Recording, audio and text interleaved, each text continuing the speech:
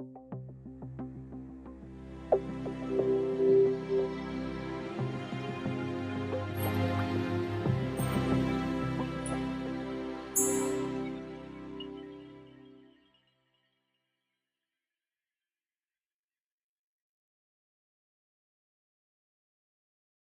buenas tardes, gracias por venir una vez más. Aquí estamos en el curso que se llama La Oración. Y esta noche vamos a meternos más profundamente en no solo el significado de la oración, pero vamos a tratar de definirla esta noche. Muy bien, vamos a orar. Gracias, Padre, por invitarnos a participar en tu divinidad.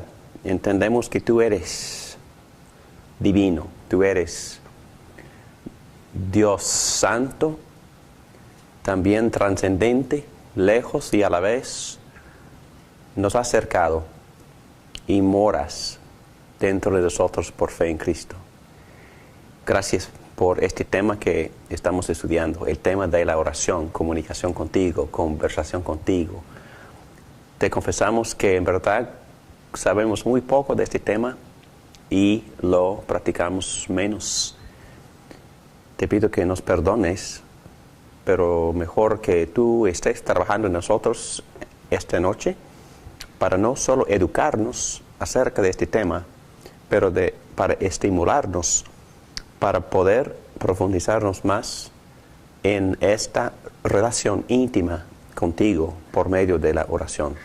Ayúdame, por favor, a enseñar, lléname por el Espíritu, para poder enseñar con claridad estos conceptos, ponerlos en práctica en mi propia vida y también que nos animemos los unos a los otros a hacer lo mismo. En el nombre y para la gloria de Cristo te lo pedimos todo esto. Amén. Muy bien, la oración. ¿Qué es la oración? Bueno, todos podrían escribir una definición, pero la verdad es que todos oran, todos. Yo en mis estudios encontré en el libro que estoy leyendo otros estudios de varias religiones o aún de personas no religiosas y encontré estos detalles. Bueno, todos oramos. Todas las religiones del mundo enseñan un tipo de oración. Judaísmo tiene sus oraciones. Cristianismo tiene un montón de tradiciones en cuanto a las oraciones. Algunas personas o iglesias oran espontáneamente y oran a veces con frases repetidas. En otras tradiciones y otras épocas de la iglesia, los pastores memorizaron oraciones bastante largas. Algunos orarían por 1 hora en el servicio.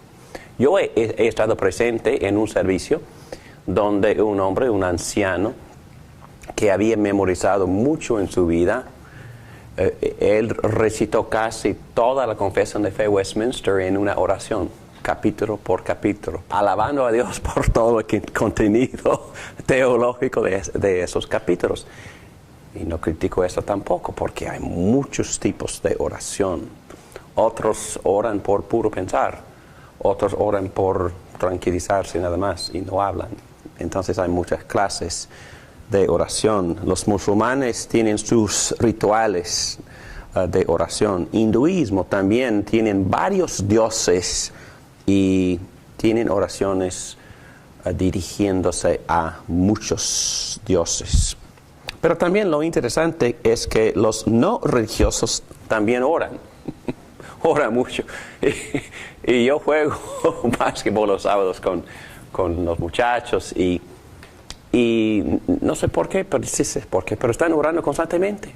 Están gritando a Jesucristo, están gritando a Dios, están pidiendo a Dios que Él condene a varias personas, y oran mucho. Y yo le digo, no sabía que te gustaba orar tanto, porque has estado orando por toda hora en que hemos estado jugando básquet. Por supuesto, estoy jugando con ellos, pero la verdad es que los no religiosos también en momentos de crisis oran. Los ateos también.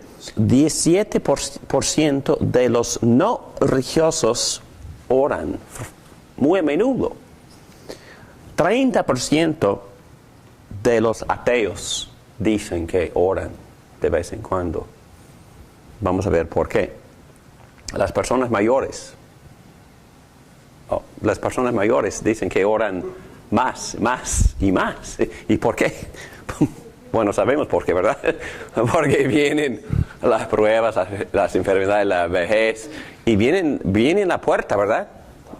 La muerte. Y entonces oramos más que nunca. Y así es. Pero también hay muchos tipos de oración mística. Vamos a hablar, ya hemos hablado un poquito de esto, pero voy a hablar otra vez de la forma mística y de la forma profética. Ustedes saben la diferencia, ¿verdad? La forma mística mira hacia adentro. La forma profética mira hacia afuera o hacia una persona trascendente. La forma mística, hemos estudiado la palabra inmanencia, ¿verdad? La palabra inmanencia, ¿qué quiere decir la palabra? Que Dios está cerca y dentro. Y aun Cristo dijo, el reino de Dios está aquí, pero está entre ustedes, y otra traducción dice, está en ustedes, o con ustedes, pero hay varias traducciones, pero aquí está cerca de ese punto. Y también a la persona que le gusta orar místicamente, esa persona no tiene un concepto muy distinto entre Dios como persona y sí misma. Está orando, o esa distinción está borrosa, entonces casi no existe. La oración mística busca la tranquilidad interior, busca la paz. El enfoque es hacia adentro y sobre todo busca la unidad con la totalidad de las cosas, ¿verdad? La unidad con el universo. Están tratando de borrar la distinción entre Dios como persona y yo como otra entidad distinta. No, ven el universo como uno. Entonces la meta de oración es entrar en la gran unidad de todo, hasta negar la personalidad de uno mismo. Y esa es la meta de budismo y de hinduismo. Entonces estamos hablando de un tipo de oración que se llama mística. Pero en contraste, el tipo profético enfatiza más la trascendencia y no la inmanencia. ¿Cuál es la trascendencia de Dios? Dios está por encima, está lejos, está separado de todo lo creado, está exaltado, está más allá, trascendente. Y es una persona distinta, pero sumamente distinta. Es una persona santa, pura, perfecta, limpia, exaltada, todopoderosa. Trascendencia. Y en la oración profética busca a Dios como persona y le pide que trabaje. Es decir, la oración profética está buscando que Dios haga algo. Entonces, en contraste, la persona mística casi no usa palabras, es que no necesita usar palabras porque está tratando de desaparecerse casi, o de ser absorbida en la gran unidad de todo, entonces, y perder su propia personalidad. Y por eso medita, contempla, se tranquiliza, y casi no piensa y menos habla. Pero la persona profética habla mucho, porque grita, pide, adora, y quiere que Dios preste atención, por favor, que haga algo. ¿Ven el contraste? Muy bien. Entonces, ¿cuál es la correcta? ¿Cuál es la bíblica? Y Marcelo, la respuesta es sí. Entonces, la Biblia enseña una forma de las dos cosas. Y por eso la C dice la oración mística profética. nosotros debemos de cultivar bíblicamente, voy a enfatizar bíblicamente, porque por supuesto hay expresiones de oración mística que no son bíblicas y también hay formas de oración profética que no son bíblicas tampoco. Un ejemplo de la oración mística es Salmo 27, el versículo 4, donde dice: una sola cosa le pido al Señor, y es lo único que persigo, habitar en la casa del Señor todos los días de mi vida para contemplar la hermosura del Señor. Entonces, ¿está hablando esta persona? ¿Está hablando en voz alta? No dice que esté hablando, a lo mejor está meditando, ¿verdad? Está contemplando. Nosotros contemplamos a veces en nuestras oraciones sin hablar. Contemplamos la hermosura, la grandeza, el amor. Sí, yo creo que sí. Salmo 63, 1 a 3 es hermoso. Oh Dios, tú eres mi Dios, yo te busco intensamente, mi alma tiene sed de ti, todo mi ser te anhela, cual tierra seca, extenuada y sedienta. Te he visto en el santuario y he contemplado tu poder y tu gloria. Tu amor es mejor que la vida, por eso mis labios te alabarán. Te he visto en el santuario y he contemplado tu poder y tu gloria. Contemplación. Tu amor es mejor que la vida. Está pensando, está meditando en el amor de Dios. Y después expresa con sus labios de lo que él había meditado. La meditación cristiana no vacía la mente. Meditación cristiana tampoco busca la chispa divina en lo interior. La meditación cristiana no busca unidad esencial con la divinidad de Dios, porque esa es herejía. El apóstol Pedro sí enseña que nosotros sí participamos en la divinidad. La Biblia sí enseña que por medio del Espíritu Santo somos unidos a Cristo, pero no llegamos a ser Cristo. No llegamos a ser deidad ni divinidad. Participamos, nos unimos, es otra cosa. No somos dioses, ni somos una extensión de Dios, porque el cristianismo bíblicamente no enseña la emanación, porque las religiones de hinduismo y budismo enseñan que Dios no es personal, no es una persona distinta, tampoco es creador. Porque lo que ellos están tratando de experimentar es la unidad de lo material con lo espiritual y quieren borrar la falsa distinción entre lo material y lo espiritual y están tratando de borrar la falsa distinción entre Dios y el resto de la creación, porque es una unidad. ¿Me entienden? Entonces, meditar para ellos es entrar en esa unidad. Meditar para el cristiano es enfatizar aún más la trascendencia y la distinción de que Dios es una persona distinta y santa y gloriosa, pero también amorosa y emanente, porque ese Dios se ha acercado, ha venido en la providencia porque es un Dios omnipresente, está en todos lados.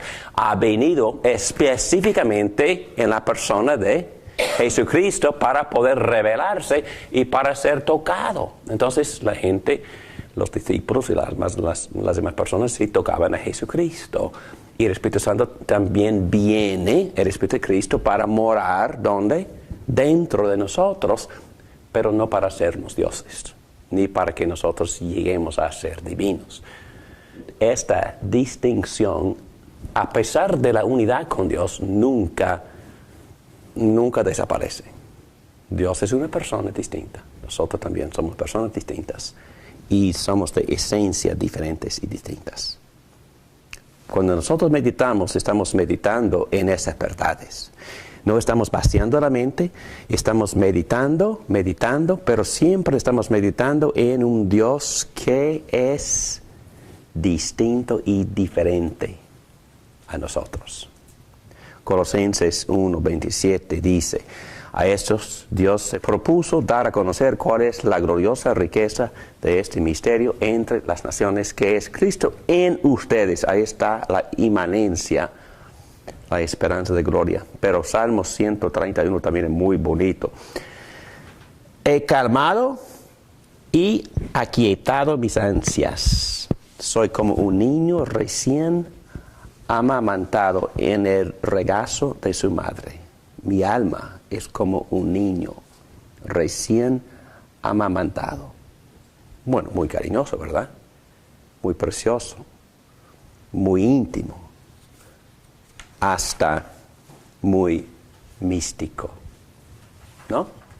Entonces, la oración cristiana es mística, es íntima, es contemplativa y a la vez es trascendente, porque Dios es una persona distinta y meditamos en esa persona tan bella, tan hermosa, y a la vez empezamos a experimentar por dentro la tranquilidad y paz, hasta la felicidad y gozo.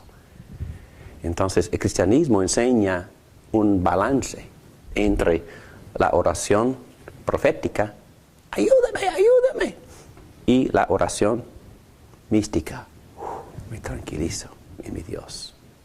Qué bello, ¿no? Me gusta mucho el cristianismo y me gusta mucho la palabra de Dios y el balance, el equilibrio que ninguna otra religión tiene. Enfatiza una exageración en un lado o en el otro, pero el cristianismo tiene este equilibrio perfecto. La oración puede ser una experiencia misteriosa, maravillosa, impresionante, que deja atónita, sin poder hablar, a la persona que está orando. Pero también la oración es una respuesta verbal a un Dios que se comunica hablando. Hemos visto todas las formas emocionales y verbales de oración que podamos imaginar en la Biblia. Y hemos estudiado todo esto: adoración, acción de gracias, lamento, reflexión, hasta imprecación, afecto íntimo, balbuceo, etc. Y muchas formas más de comunicación verbal que la Biblia nos enseña cuando estamos conversando con Dios. Muy bien, hacia una definición. La oración es instinto, es un llamado. Debido a que los seres humanos son hechos a la imagen de Dios y diseñados para relacionarse con Dios, la oración es un fenómeno universal. Juan Calvino escribió sobre ese sentido de la deidad y se llamaba en latín sensum divinitatis. Y estudiamos eso cuando estudiamos lo que se llama la revelación general, ¿verdad? Y esta enseñanza, si ustedes quieren buscar los textos bíblicos, alguien por favor Romanos 1, 19, 20, y Naidu por favor Salmo 19, pero la Biblia enseña que nosotros sabemos por instinto que Dios existe. Sabemos muchas cosas de ese Dios. Génesis enseña que nosotros somos hechos a la imagen de Dios y por eso en nuestra persona tenemos varios atributos de Dios. Y Romanos enseña que... Me explico. Lo que se puede conocer acerca de Dios es evidente para ellos, pues Él mismo se los ha revelado, porque desde la creación del mundo, las cualidades invisibles de Dios, es decir, su eterno poder y su naturaleza divina, se perciben claramente a través de lo que Él creó, de modo que no tienen excusa. Entonces, a una gente no creyente sabe muchísimo de Dios, por instinto, por ser hechos a la imagen de Dios. También por la misma creación que revela muchísimos atributos de Dios. Todos sabemos que Dios existe. También, ¿qué dice Salmo 19, los primeros 4 versículos? Los cielos cuentan la gloria de Dios, el firmamento proclama la obra de sus manos. Un día comparte al otro la noticia, una noche a la otra se lo hace saber. Sin palabras, sin lenguaje, sin una voz perceptible. Por toda la tierra resuena su eco, sus palabras llegan hasta los confines del mundo. Dios ha plantado en los cielos un pabellón para el sol. Perfecto. Ok, entonces lo que nos enseñan estos versículos es algo muy sencillo, ¿verdad? Que Dios ni tiene que hablar en voz alta, ni tiene que escribir un libro para comunicar o para revelarse. Entonces, en este salmo, ¿cómo comunica Dios? Con la creación. Con la creación. Todo esto nos provoca a orar. Entonces, por eso todo el mundo ora. Todo ser humano ora. Aún los ateos oran. ¿Por qué? Porque son hechos a la imagen de Dios. Y por instinto, en el momento de crisis, o en el momento de enfermedad, o en el momento de prueba, ellos gritan a Dios en busca de ayuda. Todos sabemos que somos débiles. Todos sabemos que somos finitos. Y que necesitamos ayuda de alguien más allá, de un creador. Sabemos que existe un creador. Sabemos que Él es todopoderoso, invisible, sabio. Sabemos muchas cosas sin leer la Biblia o sin pensar muy profundamente de nada. Muy bien. Y por eso decimos que la oración es por instinto. Y Dios contesta. Dios responde por piedad o por misericordia soberana. Como por ejemplo el rey Acab. Cuando Acab escuchó estas palabras, se rasgó las vestiduras y se vistió de luto y ayunó. Dormía vestido así y andaba deprimido. En otras palabras, este rey que no exhibía nada de carácter de un creyente, en un momento de crisis, oró y Dios le contestó. Entonces vamos a ir a una definición precisa. Definición. La oración es una respuesta comunicativa personal al conocimiento de Dios. La oración surge de un sentido de necesidad y de deseo de responder al ser y a la realidad de Dios que sabemos que existe. Pero también la cantidad y precisión de nuestro conocimiento de Dios impacta nuestra oración. A menos que las Escrituras nos informen y corrijan por medio del Espíritu Santo, vamos a formar una idea o muchas ideas de Dios por nuestros deseos e intereses. Ese es un punto muy importante para enfatizar. Es que para poder hablar correctamente, para poder conversar con Dios de forma satisfactoria a nosotros, pero mucho más importante, a Dios mismo, tenemos que conocerlo. Tenemos que entender quién es. Tenemos que tener suficiente información acerca de Él. Hablar con Dios no es tan diferente a hablar con cualquier otra persona.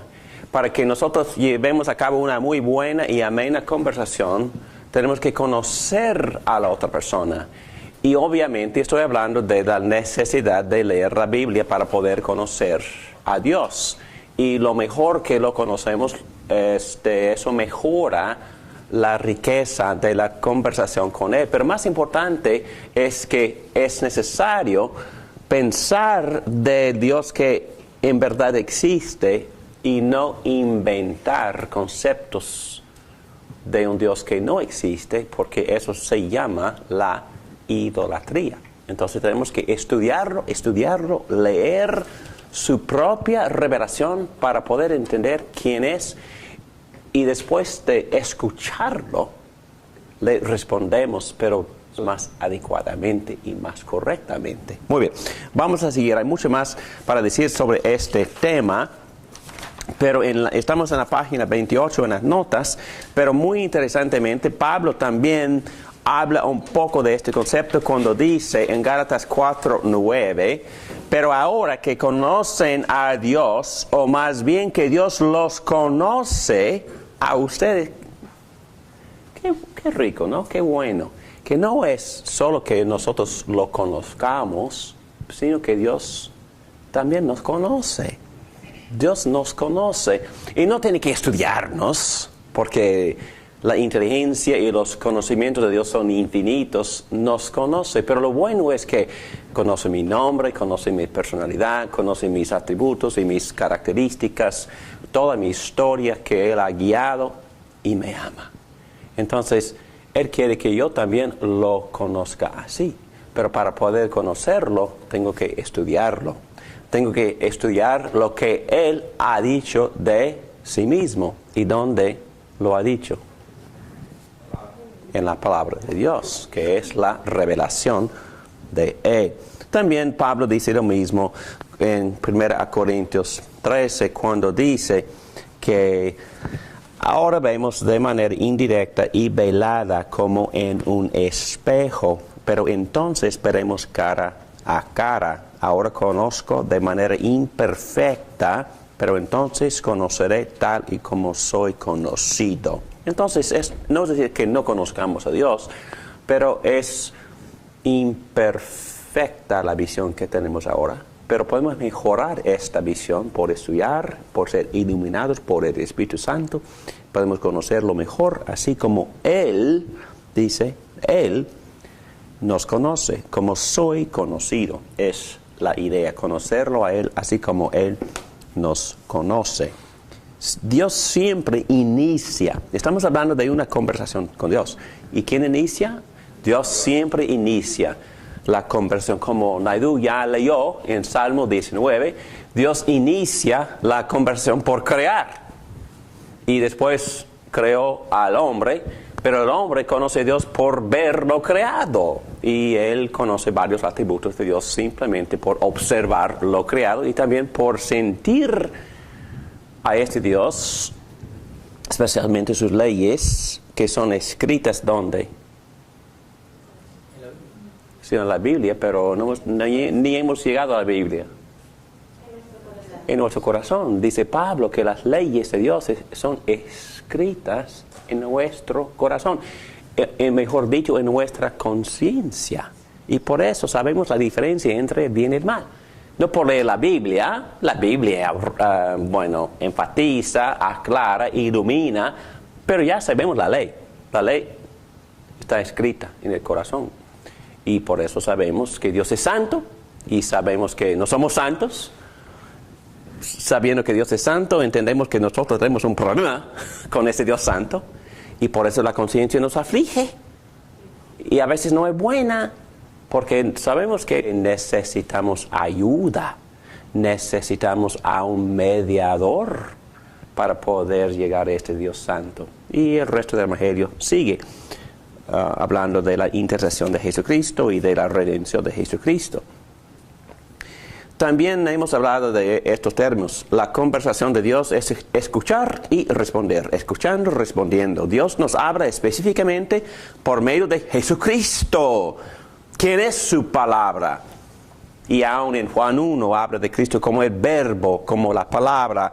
En Hebreos 1 a 13, Dios que muchas veces y de varias maneras habló a nuestros antepasados en otras épocas por medio de los profetas, en estos días finales nos ha hablado por medio de su Hijo. Recuerden cuando Cristo vino a la tierra y tenía a sus discípulos a su alrededor, les dijo: el que me ha visto a mí, ha visto al Padre.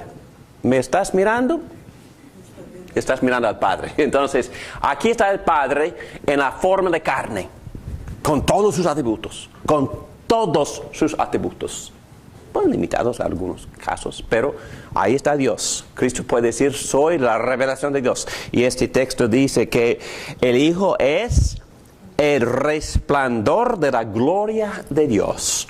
Jesucristo es Dios caminando en la tierra, revelándolo así como Él es. Jesucristo es la fiel imagen de lo que Dios es. Entonces, Dios ha hablado por medio de la creación, pero también habló por medio de Jesucristo, que vino para representarlo en toda su perfección, resplandor, gloria y exactitud. La imagen perfecta, porque tiene la misma esencia, sustancia de Dios mismo.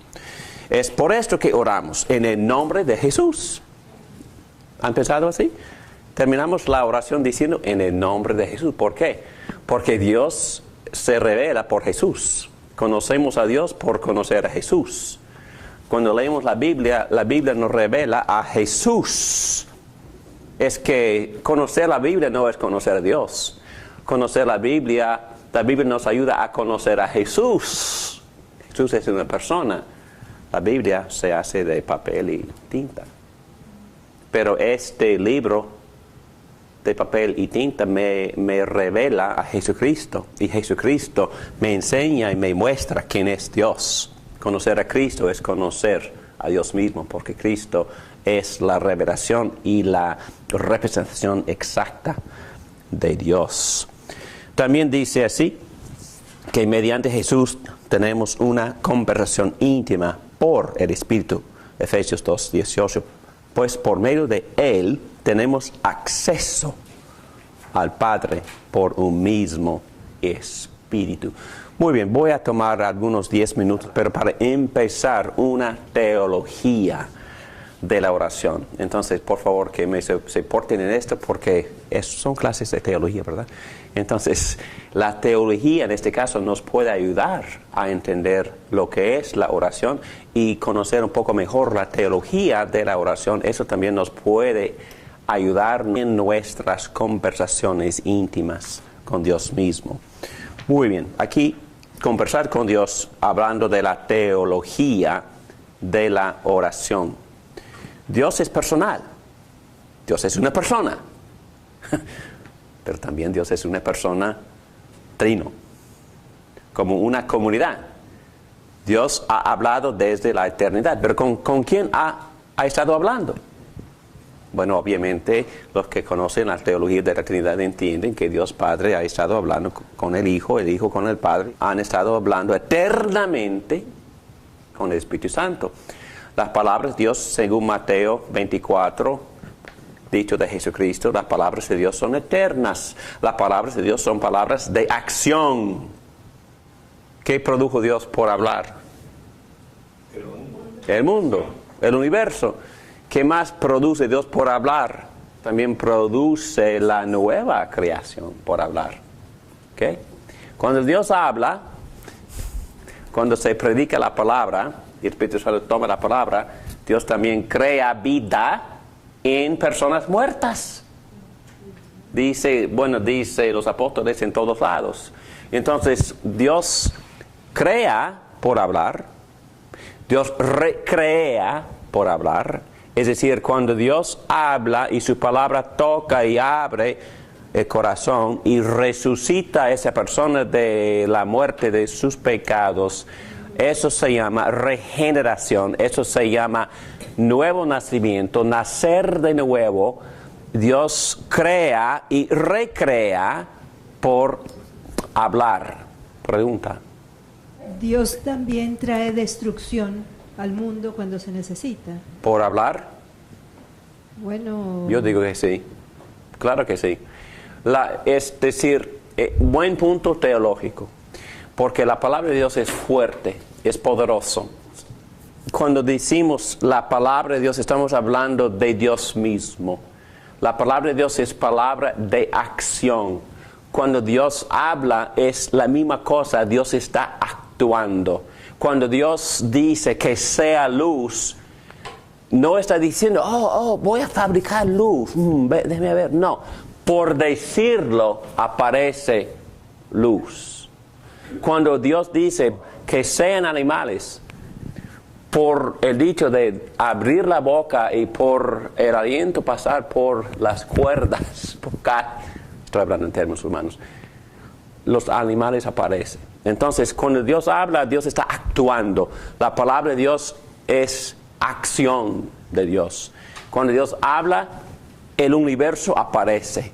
Cuando Dios habla, personas muertas resucitan de la muerte de sus pecados y empiezan a vivir para Dios. Entonces, la palabra de Dios es poderosa, sumamente poderosa. Es su presencia activa. en el mundo. Poner nuestra confianza en la palabra de Dios es confiar en Dios mismo. También resistir y desobedecer la palabra de Dios es resistir y desobedecer a Dios mismo. Una ilustración de todo esto. Un niño de 2 años empieza a hablar usando palabras que ha oído decir a sus padres. Bueno, yo tengo nietos que tienen más o menos 2 años de edad y están empezando a hablar. Pero los niños que empiezan a hablar, ¿cuáles palabras usan? ¿De quiénes? De sus padres o las personas a su alrededor. Depende de cómo los adultos le habían hablado. Y somos iguales cuando empezamos a responderle como hijos, como niños, a Dios. Las mejores formas de comunicación de este niño con su padre serían palabras que este niño había escuchado, ¿verdad? ¿De quién? De mi Padre Celestial. ¿Y dónde lo escucho? Acá. Entonces, si lo he escuchado, mis conversaciones van a ser muchísimas más ricas, ¿verdad? Y más satisfactorias, más inteligentes y más cercanas a la verdad de quién es y de quién soy yo. Martín Lutero, para enfatizar lo que dije anterior, advirtiéndonos de la posibilidad de inventar un Dios que no existe por nuestra imaginación, Martín Lutero era firme en que nunca debemos ir más allá de las palabras de Dios en la Biblia, pues no podremos saber con quién estamos conversando. Debemos escuchar primero, dijo Martín Lutero, escuchar la palabra y luego el Espíritu Santo trabaja en nuestros corazones. Trabaja en los corazones de los que quiere y como quiere, pero nunca sin palabra. Entonces Jesús comunica, Dios comunica con palabras y nosotros debemos de orar basado en esas palabras. Tenemos que oír la palabra de Dios para responder a la palabra de Dios, para disfrutar de la riqueza en la oración. Si no escuchamos a Dios en primer lugar, nunca llegaremos a tener las siguientes emociones y patrones de oraciones. Hemos estudiado todos esos patrones, pero es una variedad de respuestas, quejas, citaciones, llamadas, argumentos racionales, pronunciamientos, apelaciones, veredictos de autocondena, lucha, llantos por justicia o de destrucción. Todos ellos se encuentran en el libro de las oraciones. ¿Cuál es ese libro? Los Salmos, exactamente, de la Biblia. Bueno, si no tenemos una visión de la Biblia de Dios, vamos a estar hablando de un producto de nuestra imaginación. Por ejemplo, si Dios es solo amor y misericordia, así como piensan muchos americanos y ahora más latinos también, y si es puro amor, entonces, y no santo, y no trascendente, ¿qué es lo que no vamos a decirle? No vamos a adorarle en toda su majestad y su santidad, ni tampoco nos vamos a arrepentirnos con temor apropiado, arrepintiéndonos de nuestros pecados. Tampoco nos vamos a experimentar el gozo de ser perdonados si no conocemos a Dios santo y majestuoso y trascendente. Y por eso nuestra imagen de Dios influye mucho en cómo orar y en cómo nos portamos, ¿verdad? Entonces, la imagen de Dios bíblica es obviamente esencial. Otro ejemplo, George Whitefield, no sé si ustedes conocen a Jorge Whitefield, un gran evangelista que vivió en la misma generación de Juan Wesley y Charles Wesley, los fundadores de la iglesia metodista. Y todo el mundo conoce a la iglesia wesleyana o la iglesia metodista establecida por Juan Wesley. Pero casi nadie conoce a George Whitefield, que también era un gran evangelista y vino a los Estados Unidos y condujo grandes campañas de evangelismo y muchas personas conocieron a Cristo por sus predicaciones. Pero el punto es este: era un hombre que meditaba en las Escrituras todas las mañanas. Su práctica, yo leí su bibliografía y, sin bromear, por eso soy pastor, por leer ese libro.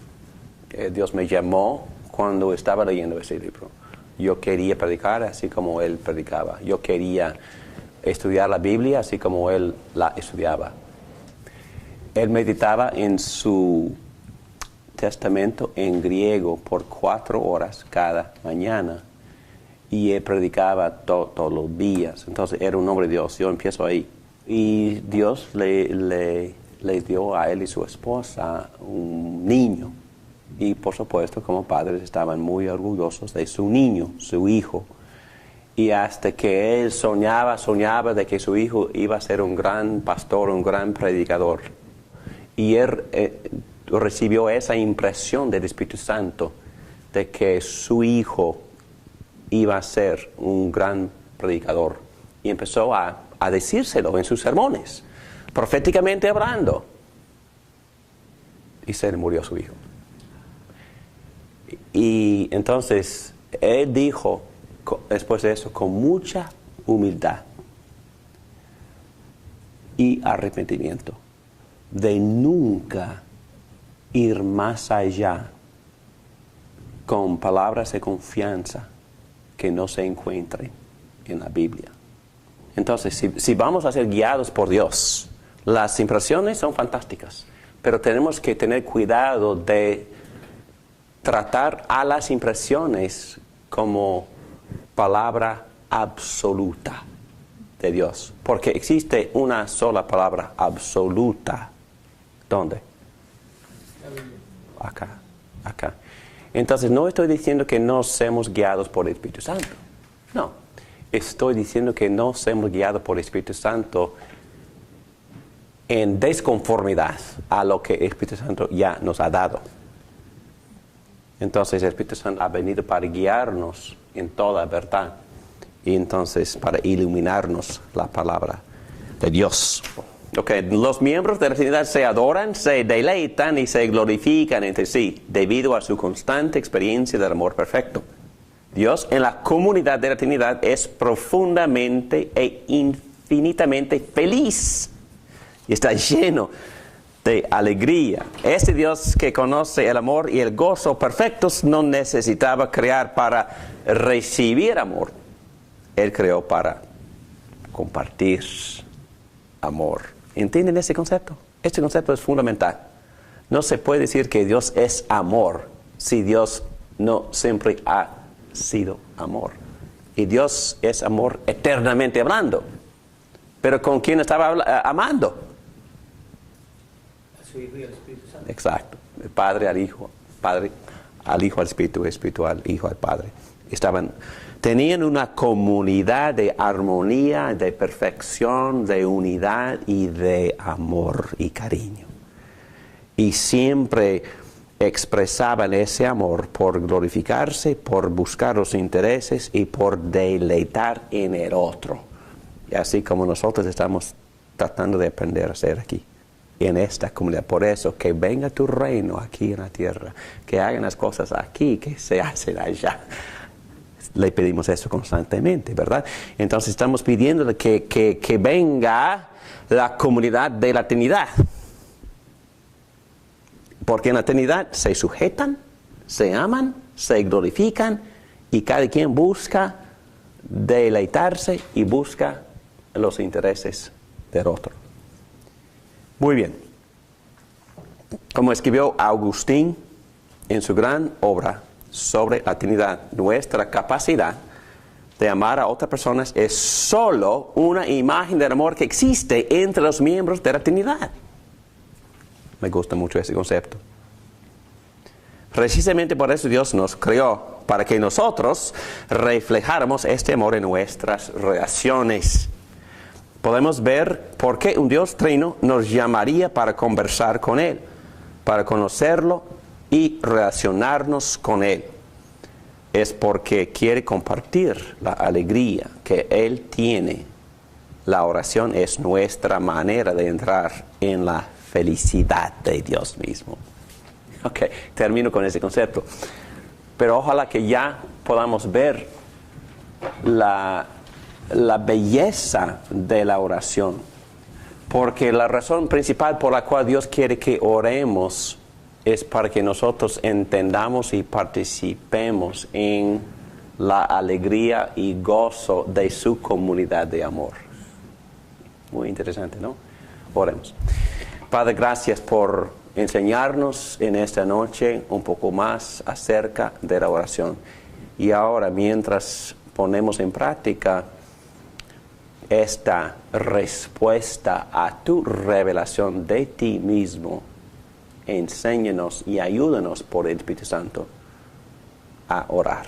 En el nombre de Cristo oramos. Amén.